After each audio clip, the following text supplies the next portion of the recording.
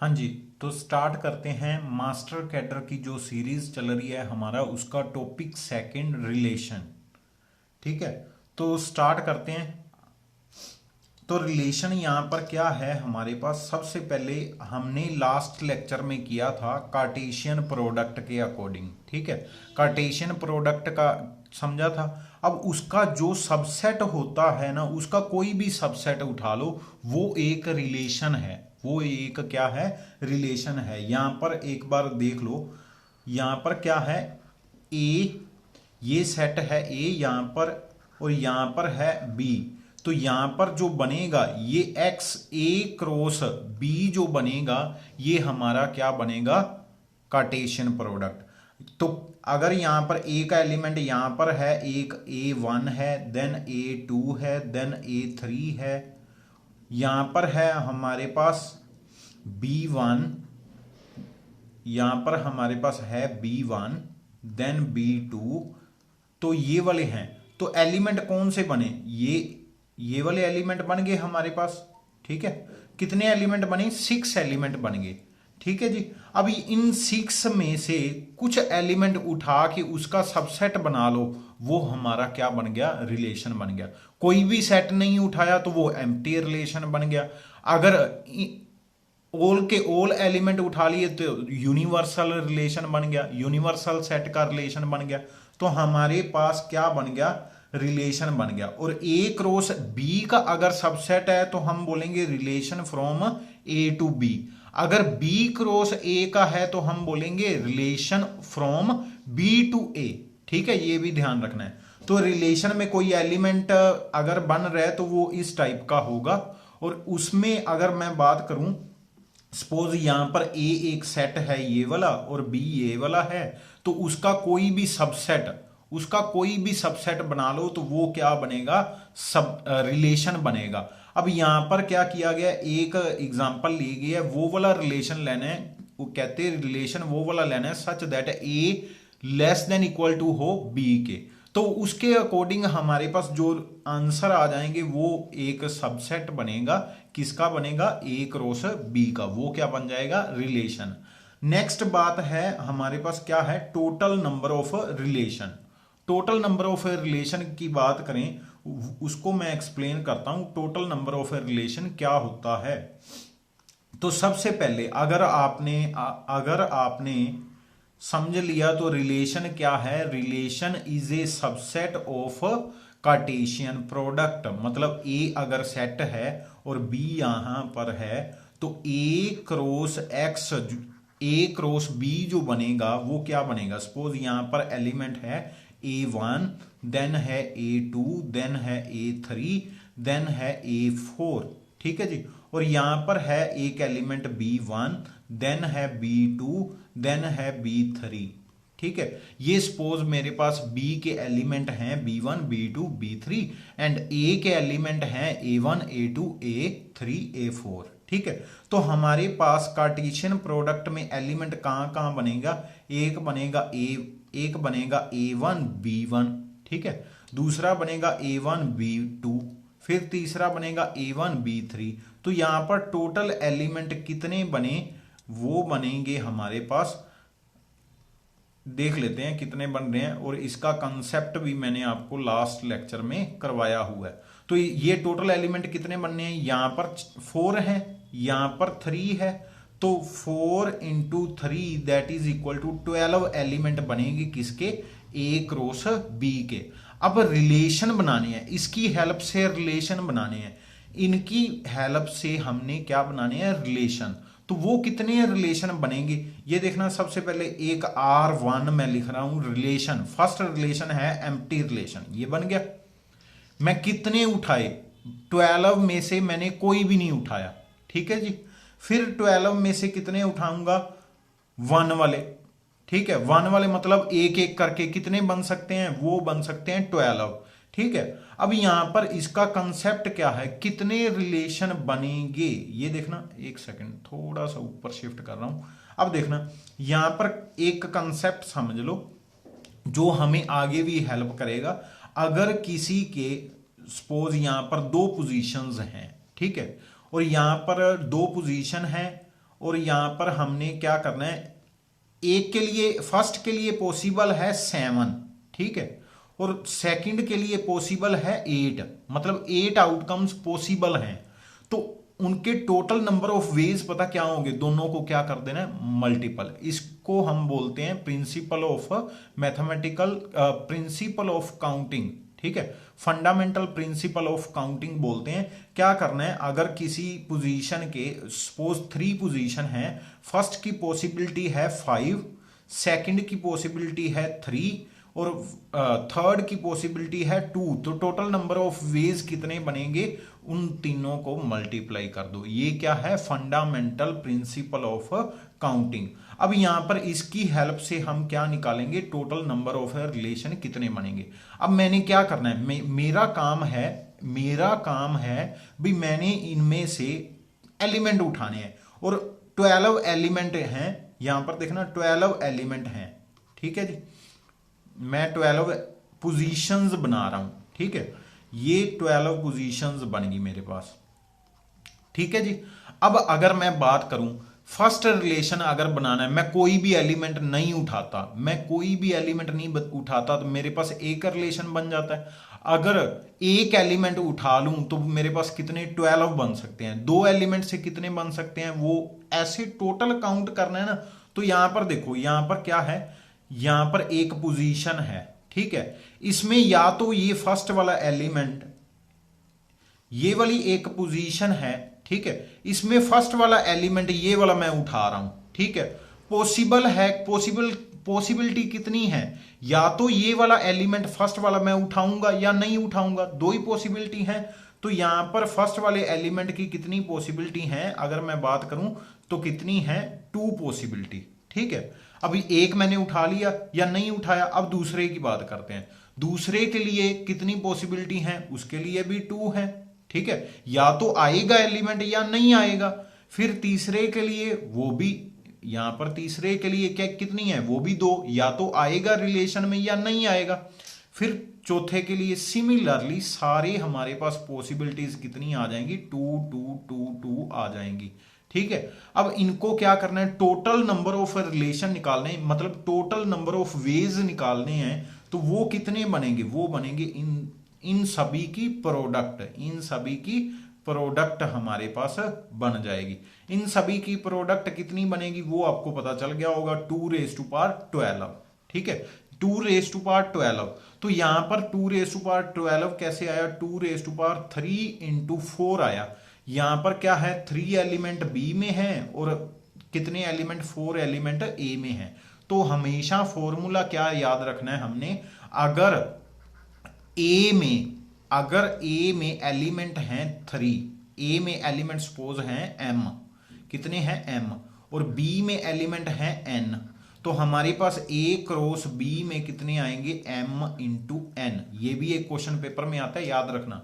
फिर इससे रिलेशन कितने बन सकते हैं, रिलेशन बन सकते हैं या तो आएगा या नहीं आएगा, 2 पॉसिबिलिटी हैं, और कितने वेज हैं, कितनी पोजीशंस हैं, m × n, ठीक है। तो वो मैंने ऊपर ऑप्शन लगा दी।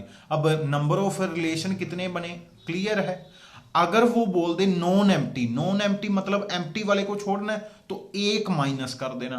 अगर बोल दे नॉन यूनिवर्सल मतलब यूनिवर्सल नहीं बनना चाहिए, ठीक है, या proper subset of A cross B, तो एक माइनस कर देना, मतलब 1 कम हो जाता है। अगर प्रॉपर की बात करें तब भी 1 कम हो जाता है, और अगर एम्प्टी की, नॉन एम्प्टी की बात करें तब भी 1 कम हो जाता है। अगर बोल दे नॉन एम्प्टी एंड प्रॉपर तो 2 कम हो गए हमारे पास, ठीक है जी। तो ये इतना था रिजल्ट, और इस रिजल्ट को हमने आगे भी यूज करना है।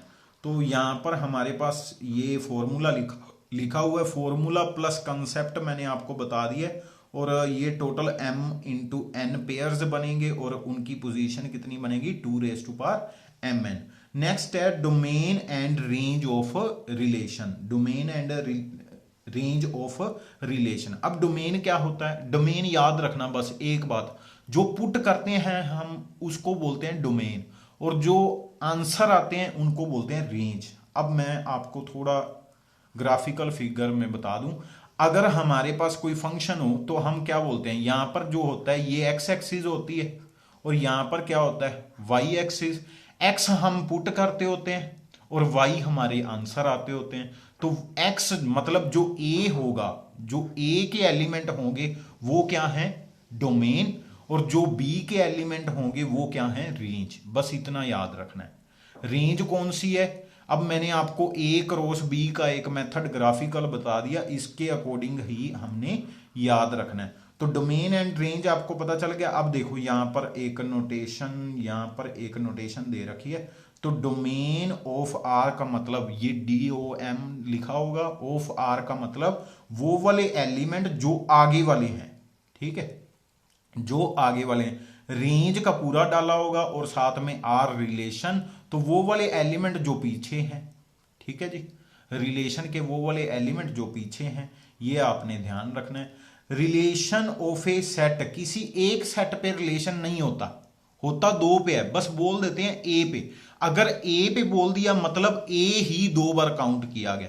क्रॉस प्रोडक्ट के लिए दूसरा कोई सेट नहीं है, वो और कुछ नहीं है, वो सेम सेट है।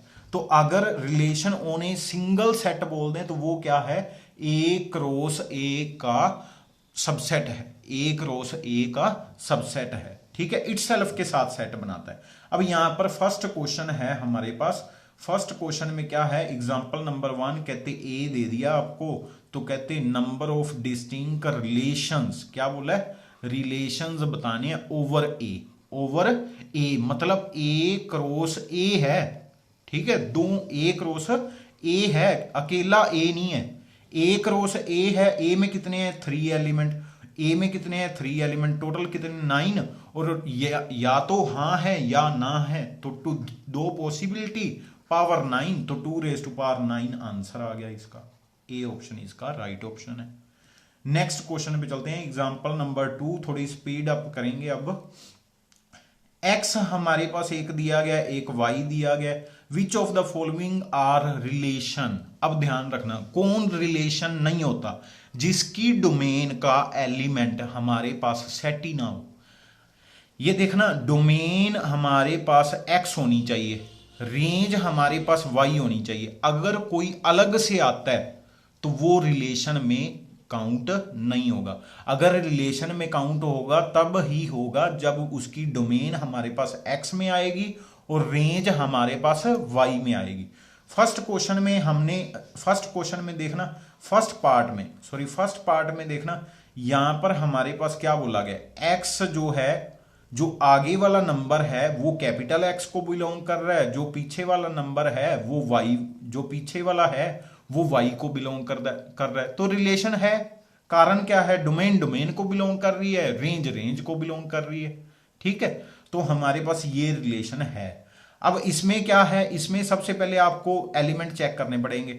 डोमेन का एलिमेंट 1 है, डोमेन का एलिमेंट 2 है, डोमेन का एलिमेंट 3 है, 4 है, 5 है, हाँ जी है। कैसे है, यहां पर चेक कर लो, ये एक्स है डोमेन, तो डोमेन में ये सभी नंबर आ रहे हैं। अब रेंज में चेक करो, रेंज में आ रहे हैं। अब रेंज में चेक करो, 1 1 3 3 5 आ रहा है, हाँ जी आ रहा है। रेंज मतलब वाई में आ रहे हैं, तो ये भी रिलेशन है। हमारे पास कौन कौन रिलेशन आ गया, ए भी रिलेशन है, बी भी रिलेशन है, सी पे भी चेक कर लो, 1 1 3 3 5 1 3 5 है एक्स में, है जी।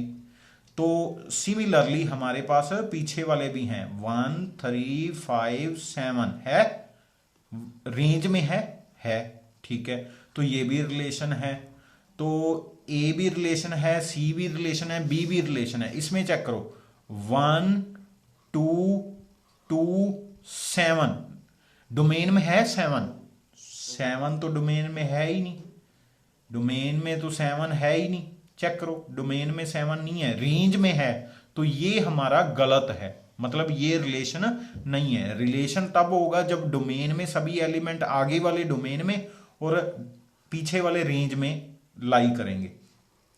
नेक्स्ट है, given 2 finite set A and B, number of element A में दिए गए हैं, बी में दिए गए हैं। तो रिलेशन बताने, नंबर ऑफ रिलेशन बताने हैं, सिंपल सी बात है। ए क्रॉस बी कितना बनेगा, यहाँ पर 2 है, यहाँ पर 3 है, दोनों की प्रोडक्ट 6 एलिमेंट आ गए ए क्रॉस बी में, तो हमारे पास 2⁶ इसका आंसर होगा। 2⁶ आपको याद करना पड़ेगा, 64 होता है। ठीक है, ये 6 कंबाइन कर लेना, याद रखना है तो इजी है। 2⁶ 6 कंबाइन, ठीक है, याद रखने का मेथड। आगे चलते हैं, एग्जाम्पल नंबर 4 कहते relation defined on A set of natural number का सेट है, A differs from B by 3। A differs from, क्या लिखा है, A differ from B by 3। यहां पर थोड़ी गड़बड़ है, कहते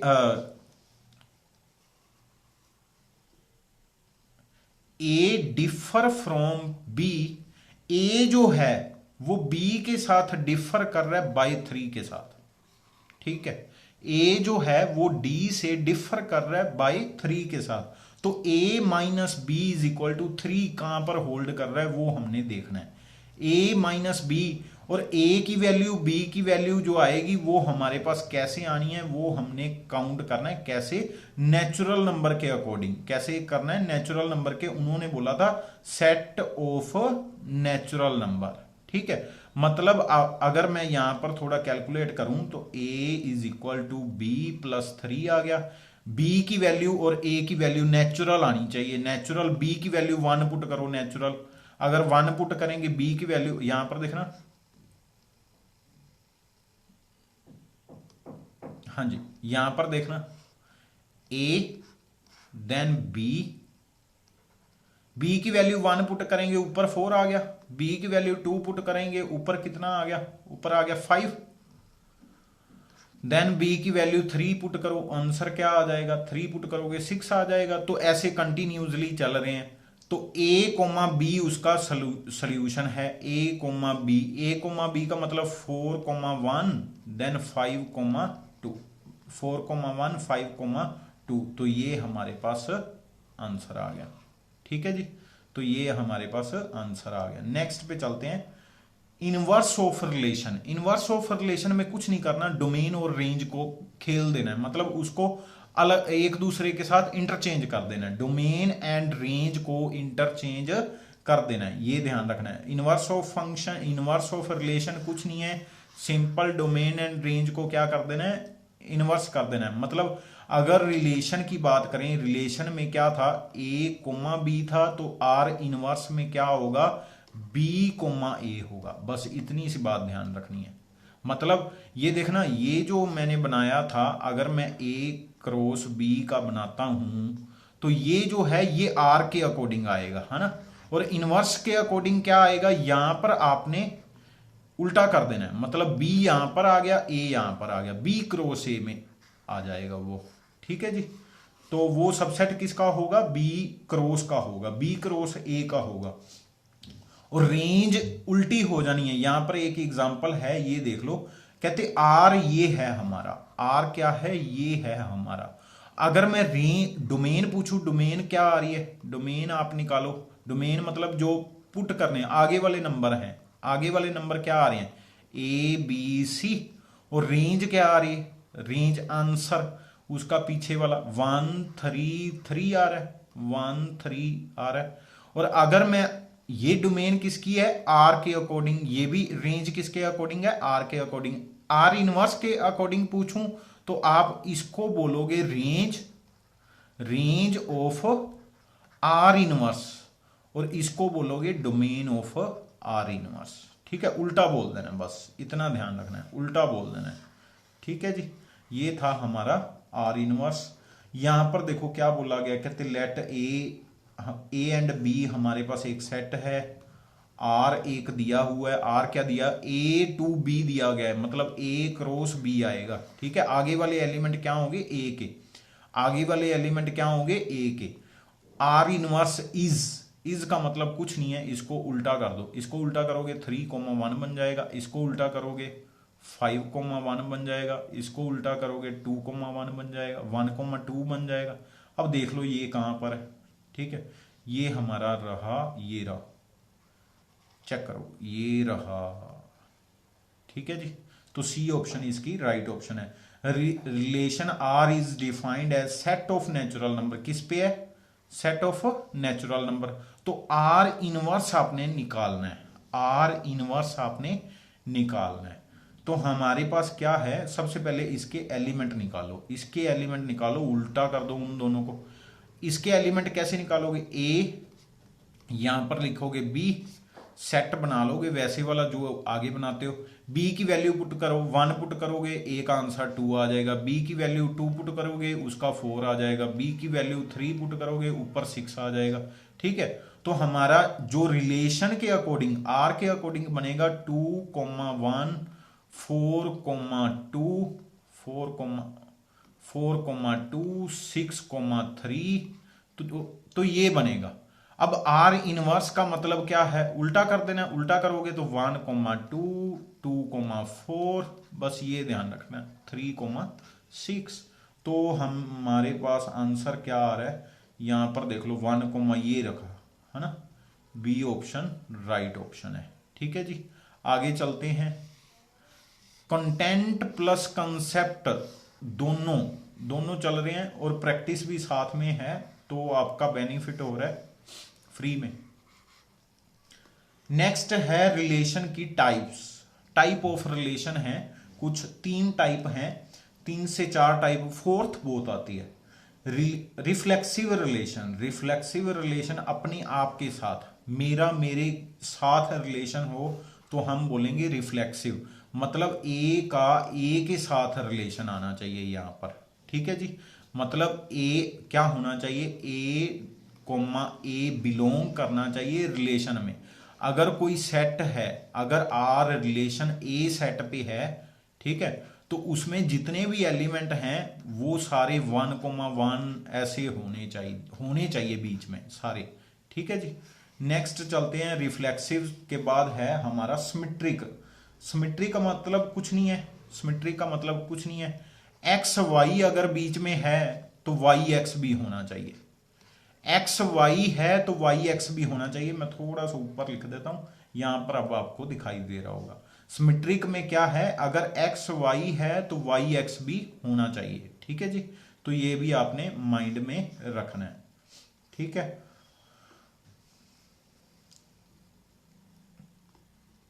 और कुछ एग्जाम्पल जो है वो आप माइंड में रखोगे तो ज़्यादा अच्छा है, इससे बेनिफिट मिल जाएगा आपको। आइडेंटिटी रिलेशन जो होता है वो ऑलवेज रिफ्लेक्सिव होता है। आइडेंटिटी रिलेशन कौन सा होता है, आइडेंटिटी किसको बोलते हैं, आइडेंटिटी बोलते हैं जिसमें रिलेशन लगने पे कोई फर्क ना पड़े, ए का ए एज इट इज रहे, है ना। आइडेंटिटी का मतलब क्या है, जिसमें कोई फर्क नहीं पड़े। और यूनिवर्सल सेट भी रिफ्लेक्सिव रिलेशन होता है, ये हमने ध्यान रखना है। 2 चीजें हमने पढ़ रही हैं ये वाली, ये भी ध्यान रखना है, ठीक है। तो ये 2 बातें ध्यान रखनी है। और ये यहां पर लिखा हुआ है ए रिफ्लेक्सिव रिलेशन, अगर रिफ्लेक्सिव है ये मत सोच लेना वो आइडेंटिटी है, तो जरूरी नहीं होता। हाँ आइडेंटिटी रिफ्लेक्सिव है, रिफ्लेक्सिव आइडेंटिटी का कुछ कह नहीं सकते। सिमेट्री का आपने ध्यान रखना है, सिमेट्री का मतलब क्या है, अगर ए बी बीच में है तो बी ए भी होना चाहिए, मतलब उसकी रिफ्लेक्शन भी होनी चाहिए। नेक्स्ट इसके रिलेटेड कुछ एग्जांपल हैं, यहां पर देख लो। आइडेंटिटी और यूनिवर्सल सेट में ऊपर भी कोई प्रॉब्लम नहीं थी और यहां पर भी कोई प्रॉब्लम नहीं है। हाँ यहां पर एक बात लिखी गई है, क्या लिखा गया, A relation R on A set A is not a symmetric set if there are at least 2 element such that A B belong to R but B A not belong to R. अगर किसी भी set में कोई एक भी ऐसा मिल जाता है जिसका ओपोजिट उल्टा नहीं है, उल्टा नहीं अवेलेबल, तो हम बोलेंगे वो वाला रिफ्लेक्सिव नहीं है। मैं अभी इसका ग्राफ भी बताता हूं। एंटी सिमेट्रिक का मतलब क्या है, एंटी सिमेट्रिक ये कभी कभी पेपर में पूछा हुआ है। एंटी सिमेट्रिक क्यों ये +1 में एंटी सिमेट्रिक हमें करवाते नहीं है, तो एंटी सिमेट्रिक का मतलब पूछ लेते हैं। तो एंटी सिमेट्रिक क्या है? एंटी सिमेट्रिक वो वाला रिलेशन है सच दैट जिसमें अगर दोनों सेट, ध्यान से, पूरे ध्यान से, अगर दोनों सेट बिलोंग करते हों, किसमें? दोनों सेट सिमेट्री के बिल्कुल उल्ट अगर बोल रहा हूं, ठीक है, सिमेट्री के बिल्कुल उल्ट, वो कहते अगर दोनों set A B and B A दोनों बिलोंग करते हैं तो वो एक ही चीज पॉसिबल होना चाहिए दोनों इक्वल के लिए, ठीक है। एंटी सिमेट्रिक, सिमेट्रिक के एंटी, ठीक है, ऐसे ध्यान रख लेना, सिमेट्रिक के बिल्कुल एंटी। एंटी का मतलब हमने किया था सिमेट्रिक में ए बी हो तो बी ए भी होगा। इसमें क्या बोल दिया? अगर ए बी है बी ए है, मतलब दोनों चीज है, सिमेट्रिक है, तो आगे फर्दर क्या होना चाहिए? ए इक्वल टू बी भी होना चाहिए, ठीक है जी। तो ये भी हमने ध्यान रखना है। यहां पर एक रिजल्ट दिया गया, कहते एक्स वाई डिवीजन में, नहीं ये इतने काम का नहीं है। यहां पर देखो एंटी सिमेट्रिक की बात यहां पर है, ये सिर्फ और सिर्फ यूनिवर्सल में नहीं होल्ड करेगा, एंटी सिमेट्रिक यूनिवर्सल में नहीं होल्ड करेगा, ये ध्यान रखना, ठीक है, यूनिवर्सल में नहीं होगा। Note anti symmetric at least 2 element such that ये हो, ठीक है, तो ये ध्यान रख लेना। नेक्स्ट ये एंटी सिमेट्रिक,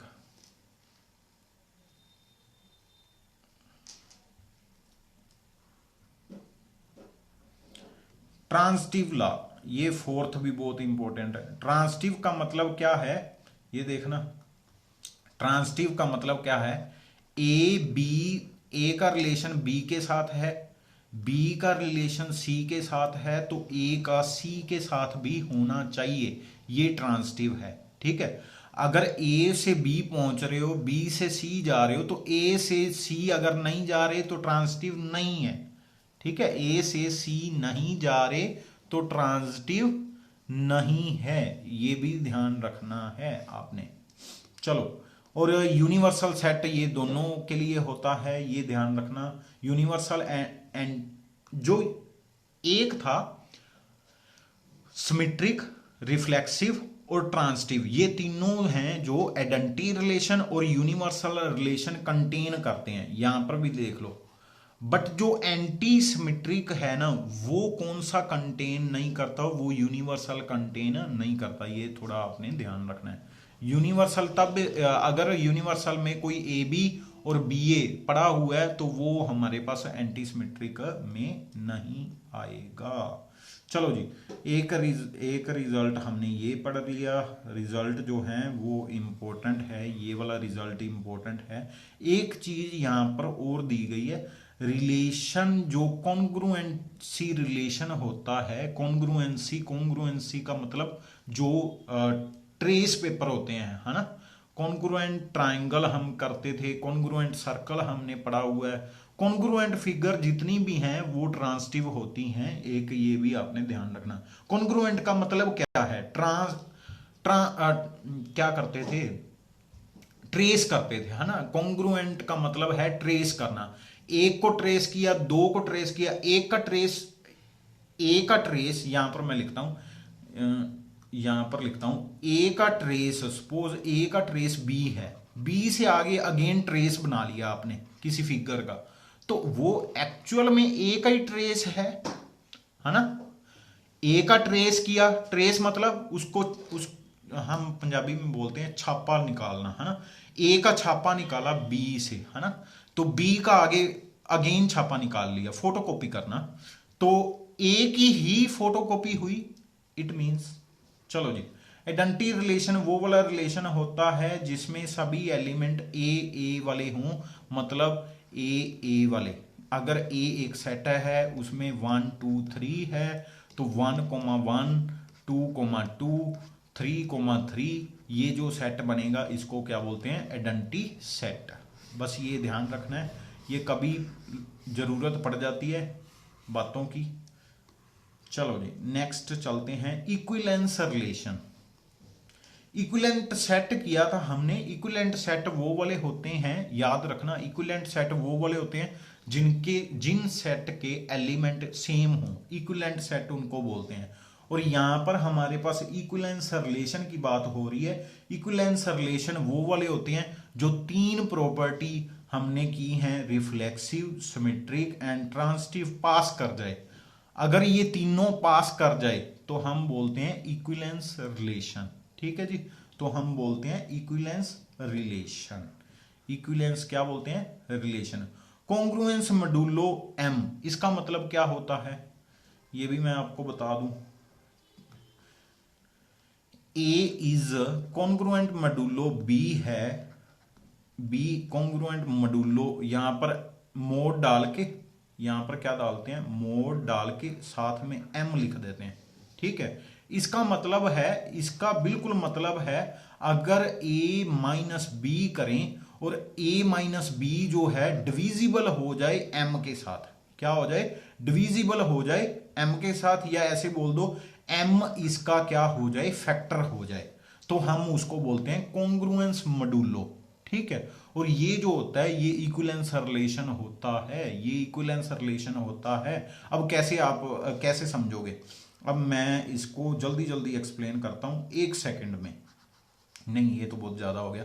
सबसे पहले रिफ्लेक्सिव, रिफ्लेक्सिव में क्या होता है, ए का ए के साथ होना चाहिए, ए को ए के साथ करोगे माइनस एम से डिवाइड करोगे, जीरो को एम के साथ डिवाइड करोगे, हो जाएगा, हो गया, तो ये तो पास कर गया। सिमेट्रिक में क्या है, सिमेट्रिक में है ए माइनस बी हमारे पास गिवन है, एम के साथ डिवाइड करके जो रिमाइंडर आता है जीरो आता है। ठीक है, रिमाइंडर क्या आता है, जीरो आता है, और b माइनस ए करके करोगे फिर भी तो रिमाइंडर जीरो ही आएगा, है ना, माइनस के जीरो आ जाएगा अगर आप ऐसे सोच रहे हो तो, है ना। फिर ट्रांजिटिव की बात करें, ट्रांजिटिव में क्या है, a माइनस बी जो है वो डिविजिबल है m के, फिर b माइनस सी जो है वो भी डिविजिबल है m के। तो a c के बारे में बात करें तो इन दोनों को प्लस कर देते हैं, इन दोनों को क्या कर देते हैं, प्लस कर देते हैं, तो भी हमारे पास इक्वल टू जीरो ही बनेगा, इक्वल टू जीरो ही बनेगा।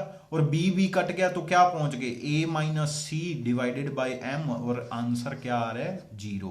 तो ये भी हमारे पास क्या आ गया, ट्रांजिटिव भी आ गया।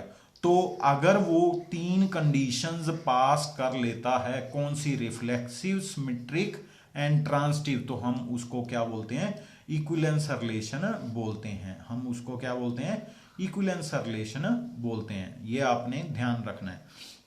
और इक्विवेलेंस रिलेशन का, एक सेकेंड, इक्विवेलेंस क्लास क्या होती है, अब ये भी आप ध्यान रखना। इक्विवेलेंस क्लास कभी पूछ लेते हैं बीच में, कभी यूज हो जाता है इक्विवेलेंस क्लास। ठीक है जी, इक्विवेलेंस क्लास वो वाली क्लास होती है, एक छोटी सी एग्जांपल दे देता हूं मैं आपको, कैसी दूं, हाँ जी। तो आपको पता है यहां पर अगर मैं, हाँ जी, डिफरेंट डिफरेंट ना क्लासेस होती हैं। जैसे रैशनल नंबर का एक सेट मैं बना रहा हूं, ठीक है, रैशनल नंबर का एक सेट बना रहा हूं सपोज, ठीक है, यहां पर मैं बोल रहा हूं जिसका डिवीजन 1/2 आ रहा है, वो एक सेट मैंने यहां पर बना दिया। अब इसमें 1/2 भी आ गया, इसमें 2/4 भी आ गया, इसमें 3/6 भी आ गया, इसमें 8/16 भी आ गया, जिनका रेशो 1/2 बन रहा है फाइनल, वो वाले आ रहे हैं। यहां पर मैं लिख देता हूं एक क्लास है 1/3, ठीक है, 1/3, ये क्या है, नेक्स्ट क्लास है। इसमें वो वाले लिख रहा हूं जिसमें हमेशा रेशो 1/3 आए, तो वो क्या हो गया, 3/9 हो गया, वो क्या हो गया, 2/6 हो गए। ये सारे एलिमेंट किस में बिलोंग करेंगे, वे ये सारे एलिमेंट इस क्लास में बिलोंग करेंगे। तो हम क्या करते हैं, ऐसे डिफरेंट डिफरेंट क्लासेस बना लेते हैं। अब पता क्या है, एक बात सुन लो ध्यान से, इक्विवेलेंस क्लास क्या होती है। इक्विवेलेंस क्लास में थोड़ा सा हम ऐसे और बना लेते हैं। ये देखना, एक सपोज मेरे पास कुछ एलिमेंट हैं, एक सेट है, ठीक है, और उसमें कुछ एलिमेंट हैं, जैसे ए के साथ रिलेशन बना रहे हैं, ए के साथ रिलेशन बना रहे हैं, कुछ एलिमेंट एक्स बना रहे हैं। एक्स ये कौन कौन कर रहा है, x1 भी कर रहा है, x2 भी कर रहा है, x3 भी कर रहा है, और ये 3 कर रहे हैं, ठीक है।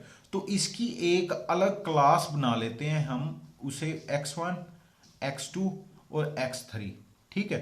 फिर एक और क्लास बनाते हैं, सपोज b के साथ कोई रिलेशन बना रहा है, वो है एक x, वो है x कौन कौन से, जो x4 है, x5 है, x5 है और x6 है, ये रिलेशन बना रहे हैं।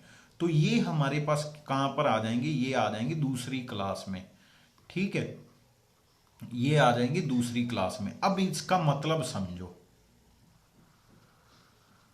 अब इसका मतलब समझो, यहां पर देखो, यहां पर सबसे पहले इसका मतलब समझो, फिर पता चलेगा। यहां पर देखो, कोई जना ए के साथ इक्विलेंस क्लास बना रहा है, तो ए के साथ रिलेशन बना रहा है, तो उसको क्या बोलते हैं हम, वो इक्विलेंस क्लास बना रहा है, ठीक है जी। अब इक्विलेंस क्लास क्या होती है,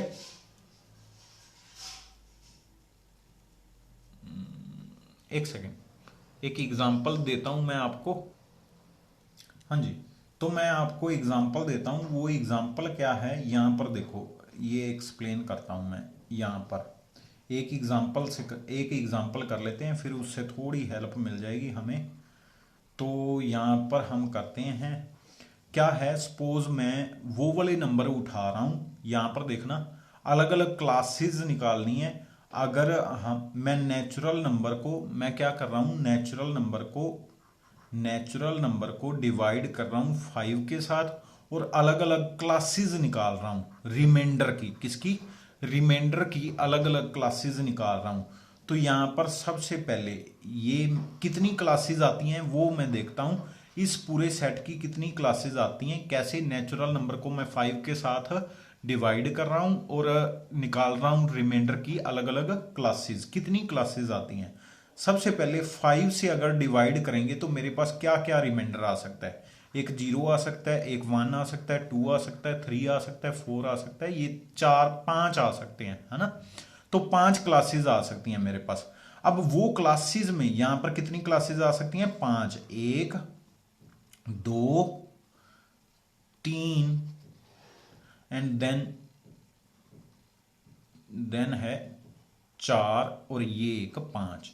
तो 5 क्लासेस बन रही हैं। अब 5 क्लासेस में अलग अलग एलिमेंट देखें, अलग अलग एलिमेंट यहां पर मैं रख रहा हूं, यहां पर देखना ऐसी नोटेशन डाल रहा हूं, जीरो रिमाइंडर वाली, ठीक है। ये नोटेशन किसकी है, एक क्लास की, इक्विलेंस क्लास का जो मॉनिटर है, मॉनिटर की है, मॉनिटर से सारे एलिमेंट का पता चल जाता है। तो यहां पर मैं क्या लिख रहा हूं, जो जिसकी क्लास क्या है, 0, मतलब रिमाइंडर 0 है, वो वाले आएंगे।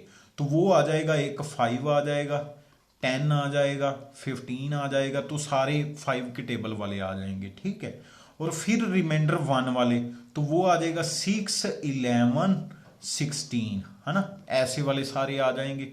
फिर एक मैं क्लास बना रहा हूं, इसमें कौन है, इसमें जो है, इसमें अगर मैं बात करूं, यहां पर जो मॉनिटर है वो 1 है ना, जिसका रिमाइंडर 1 है। देन मैं बात कर रहा हूं, यहां पर लिख रहा हूं 2 वाला मॉनिटर। अब 2 वाले में कौन कौन आएगा, मतलब जिसका रिमाइंडर 2 है वो आएगा 7, 12 एंड 17 वाले, सही है। अब ये 2 वाले हो गए। अब 3 वाले देखो, 3 जिसका क्या है, हमारे पास 3 है मॉनिटर, मतलब रिमाइंडर 3 आ रहा है। तो इस क्लास में कौन कौन से एलिमेंट आएंगे, वो आएगा 8, फिर आएगा 13, फिर आएगा 18, ठीक है जी। फिर आगे मैं निकाल रहा हूं 4 वाले रिमाइंडर, मतलब जिसका रिमाइंडर 4 आ रहा है, तो वो आ जाएगा 9, देन आ जाएगा 14, देन आ जाएगा 19, ऐसे वाले सारे आ जाएंगे। तो इसकी क्लासेस कितनी बनी, 5 क्लासेस बनी। ऐसे हर एक सेट की इक्विलेंस क्लासेस होती हैं, जो एक पर्टिकुलर मॉनिटर को बिलोंग करता है, वो एक पर्टिकुलर क्लास में आ जाता है, ठीक है। तो उनको बोलते हैं हम इक्विलेंस क्लासेस, ठीक है जी। आगे चलते हैं नेक्स्ट कंसेप्ट पे। कंसेप्ट क्या है, क्वेश्चंस हैं हमारे।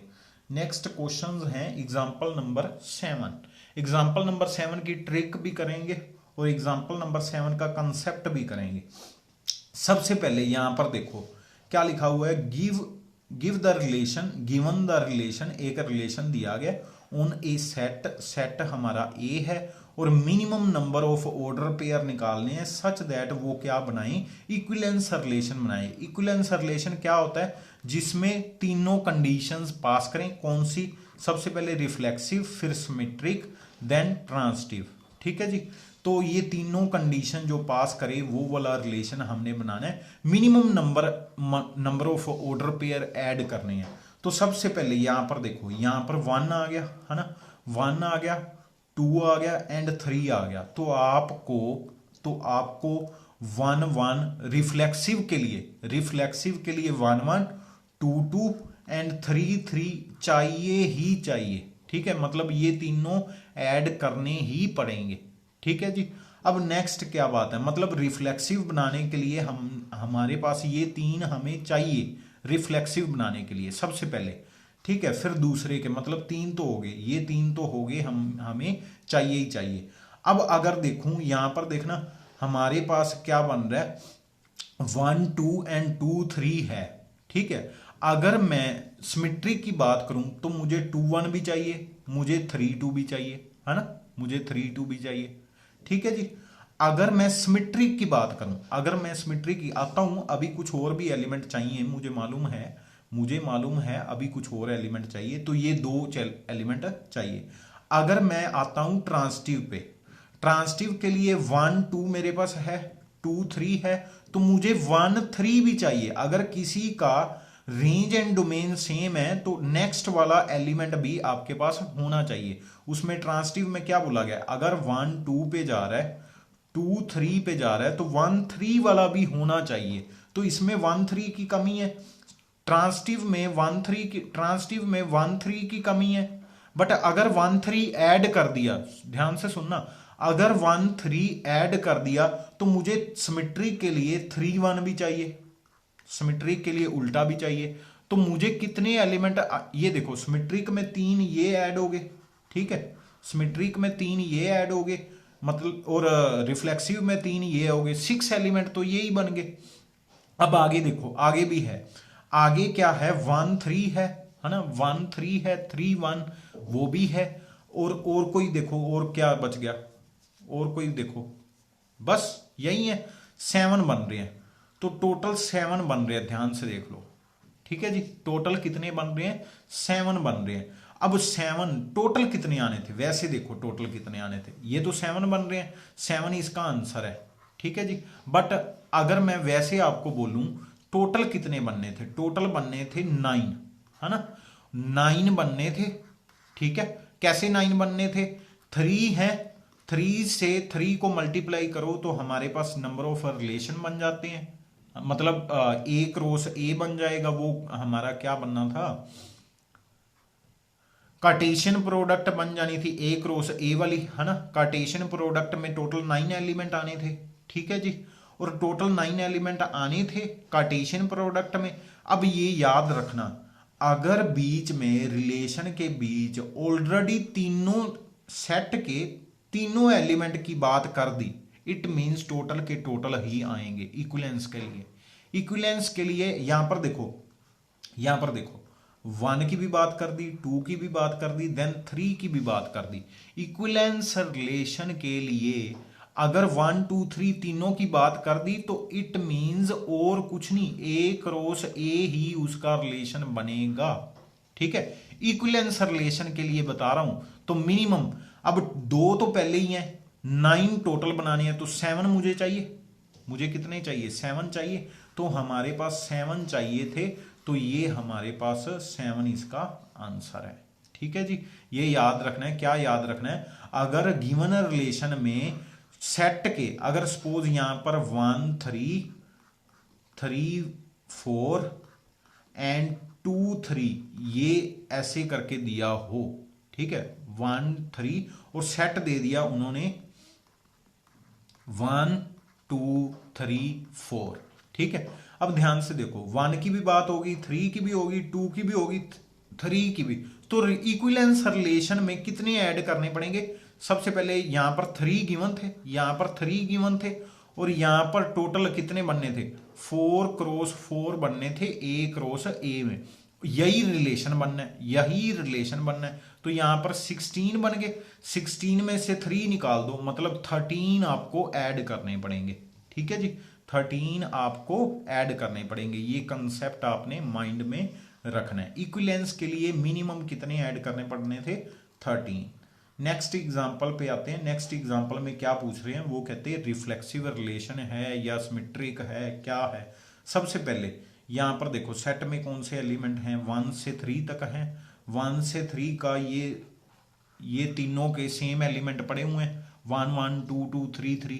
तो ये रिफ्लेक्सिव तो है, रिफ्लेक्सिव तो पास हो गया। अब सभी का उल्टा चेक करो, 1 2 का उल्टा 2 1 पड़ा हुआ है, नहीं, तो सिमेट्रिक नहीं है। ए ऑप्शन इसकी राइट ऑप्शन आ गई। ठीक है, दूसरी चेक ही नहीं करनी थी। ठीक है जी, रिफ्लेक्सिव ऑलरेडी आ गया है, ट्रांसटिव और बाद में चेक करेंगे। सिमेट्रिक के लिए सिंपल है, सिमेट्रिक के लिए सिंपल, बिल्कुल सिंपल। क्या है, उल्टा चेक कर लो, उल्टा उसमें है 2 1 1 2 है तो 2 1 है उसमें। ठीक है जी, तो नहीं है तो ये सिमेट्रिक नहीं है। एग्जाम्पल नंबर 8 भी होगी। Next example number 9। अब यहां पर क्या है, वो कहते ये वाला रिलेशन दिया गया, रिलेशन दिया गया ये वाला, अगर दोनों में सेम लिख दूं तो सेटिस्फाई करेगा। a minus A less than equal to 1 की बात हो रही है, 0 less than equal to 1 true है, ट्रू है, तो रिफ्लेक्सिव तो है। ठीक है, और मोड में आगे पीछे करने से कोई फर्क नहीं पड़ता, तो सिमेट्रिक भी है। ठीक है जी, तो सिमेट्रिक भी है। तो यहां पर क्या लिखा हुआ है, रिफ्लेक्सिव सिमेट्रिक दो लिखे हुए हैं, यहां पर सिमेट्रिक ओनली है, और डी ऑप्शन तो है ही नहीं, गिवन ही नहीं है, तो वो नन ऑफ दीज होगी। तो यहां पर हमारे पास क्या आ गया, रिफ्लेक्सिव एंड सिमेट्रिक। ट्रांसटिव नहीं होना था, ए से बी वहां पर आपके पास नहीं पहुंचा जा सकता। चलो जी, तो ट्रांसटिव देना भी नहीं था। नेक्स्ट करते हैं, ट्रांसटिव पॉसिबल नहीं होगा, ये डेफिनेटली श्योर है, ट्रांसटिव पॉसिबल नहीं होगा।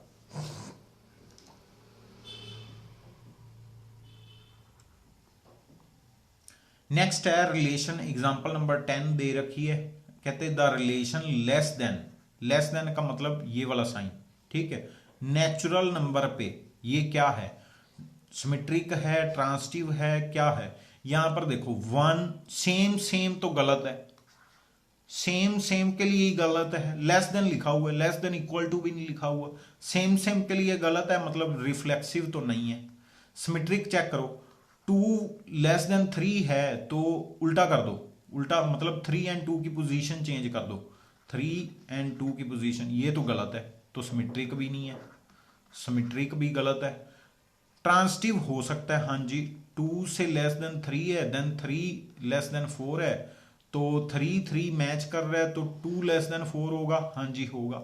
ओनली कौन सा है, ट्रांसटिव, ओनली ट्रांसटिव है। ठीक है जी, तो ये आपने कर लेना है। ठीक है जी, मेथड आपको पता चल गया कैसे कर रहे हैं। नेक्स्ट है 11th, एग्जांपल नंबर 11।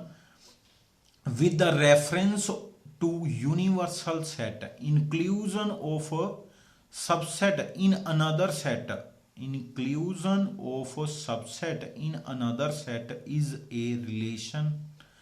इंक्लूजन क्या, इंक्लूजन का मतलब है जो उनका रिलेशन दिया गया है वो है सबसेट। क्या है, सबसेट। ठीक है, यूनिवर्सल सेट की बात की गई है और सबसेट की बात की गई है, मतलब जो रिलेशन का ये वाला जो हमें यहां पर ऊपर लेस देन दिया हुआ था वो क्या दे दिया, सबसेट दे दिया, इंक्लूजन बोलते हैं इसको। तो वो क्या है, सबसेट। ए सबसेट ए का होता है, मतलब रिफ्लेक्सिव चेक कर रहे हैं, है, ये तो ट्रू है। फिर ए बी का सबसेट हो तो क्या बी ए का सबसेट है, गलत है। ठीक है, ये सभी के लिए नहीं ट्रू, इक्वल के लिए ट्रू है, तो सिमेट्रिक तो नहीं होता, सिमेट्रिक तो नहीं है, रिफ्लेक्सिव है।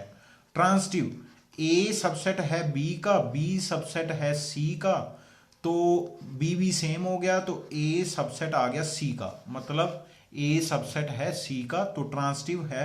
रिफ्लेक्सिव है एंड ट्रांसटिव है, याद रखना, रिफ्लेक्सिव है एंड ट्रांसटिव है, तो नन ऑफ दीज आ गया यहां पर, है ना, यहां पर नन ऑफ दीज आ गया। हम देख लेते हैं क्या लिखा हुआ है।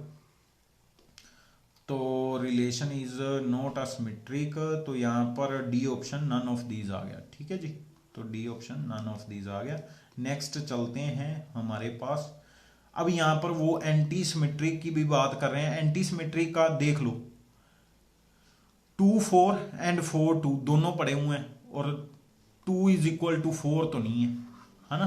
2 इज इक्वल टू, उन्होंने क्या दिया था, एंटी सिमेट्रिक का मतलब ए कोमा बी है और बी कोमा ए है, तो ए इज इक्वल टू बी होना चाहिए। ठीक है, अगर दो डिफरेंट एग्जिस्ट करते हैं, उसमें हमने रिजल्ट भी पढ़ा था, अगर दो डिफरेंट उसमें एग्जिस्ट करते हैं, दो डिफरेंट एग्जिस्ट करते हैं, तो वो क्या होगा, नॉट एंटी सिमेट्रिक होगा, मतलब वो एंटी सिमेट्रिक हो ही नहीं सकता। अगर बीच में सभी ऐसे होते 2 2 4 4 6 6, ठीक है, तो हम क्या कहते, ये एंटी सिमेट्रिक है। ठीक है, अदरवाइज नहीं है। तो ये एंटी सिमेट्रिक तो बिल्कुल नहीं है। और सिमेट्रिक की बात, रिफ्लेक्सिव की बात करें तो 2 2 3 3 वो भी नहीं है, वो तो है ही नहीं, वो वाले तो एलिमेंट ही नहीं है। तो 2 4 है, 4 2 है, 4 6 है, 6 4 है, जो भी है उसका उल्टा एग्जिस्ट करता है, तो यहां पर रिफ्लेक्सिव तो नहीं, सिमेट्रिक आ गया। ट्रांसटिव की बात की थी, तो ट्रांसटिव है वैसे, नहीं ट्रांसटिव नहीं है। 2 4 4 2 2 2 नहीं है, 2,2 नहीं है, तो ट्रांसटिव भी नहीं है। तो आगे चलते हैं एग्जाम्पल नंबर 3 पे। वो कहते वो वाला सेट यहां पर क्या दिया गया, ध्यान से देखो, सर्कल दे दिया है ना। सर्कल क्या होता है, कहते रिफ्लेक्सिव है, सिमेट्रिक है, क्या है, सिमेट्रिक तो है, डेफिनेटली श्योर है, सिमेट्रिक तो है। अगर x को y एंड y को x लिख दूं, तब भी x square plus Y square equal to 1 ही रहना, बदल तो नहीं जाना। Y square plus X square लिख दिया, तब भी 1 ही रहना, वो बदल तो नहीं जाना। सिमेट्रिक तो है, डेफिनेटली सिमेट्रिक तो है। बट अगर मैं बात करूं हर एक के लिए x square plus X square दोनों सेम रख दें, तो वो चीज सिर्फ और सिर्फ 2 के लिए पॉसिबल है। 2x square equal to 1, X square is equal to 1/2, x is equal to plus minus के 1/√2 आ गया, है ना। तो ये सिर्फ दो ऐसे एग्जिस्ट करते हैं जिनके लिए ये चीज ट्रू है। बट हमने बात करनी है ऑल ओवर, मतलब सारे सेट के लिए। तो सारे सेट के लिए ये चीज ट्रू नहीं है, तो इट मीन्स ये गलत है। सारे सेट के एलिमेंट, पूरे सेट में एलिमेंट हैं रियल, तो सभी के लिए ट्रू होना चाहिए, सभी के लिए, दो के लिए ट्रू आ रहा है, तो रिफ्लेक्सिव तो नहीं है, रिफ्लेक्सिव तो नहीं है। सिमेट्री की बात करें, अगर X square plus Y square हमारे पास क्या है, 1 है, Y square plus Z square हमारे पास क्या है, 1 है, तो क्या X square plus Z square भी 1 होगा। इसकी एक एग्जांपल, कोई एग्जांपल दो। नहीं होगा, ये देख लो, सिंपल एग्जांपल से फेल हो रहा है। 1 का स्क्वायर प्लस 0 का स्क्वायर इज इक्वल टू 1 बन रहा है, 0 का स्क्वायर प्लस 1 का स्क्वायर इज इक्वल टू 1 बन रहा है। बट यहां पर देखो, अगर पहला मतलब 1 स्क्वायर और लास्ट वाला मतलब 1 स्क्वायर इक्वल टू 1 होगा, नहीं होगा, तो ये तो गलत है, तो सिमेट्रिक भी नहीं है। ट्रांसटिव के लिए ट्रांसटिव भी नहीं है, तो अकेला सिमेट्रिक था, तो ये ध्यान रख लेना। ये क्वेश्चन थोड़ा डिफरेंट था ऊपर वाले दोनों क्वेश्चन में। क्वेश्चन क्या है, कहते n is factor of m, n क्या है, फैक्टर ऑफ m है, तो सबसे पहले सिमेट्रिक तो नहीं होगा। अगर 2 फैक्टर है 4 का, तो 4 फैक्टर होगा 2 का, नहीं ना, तो यहां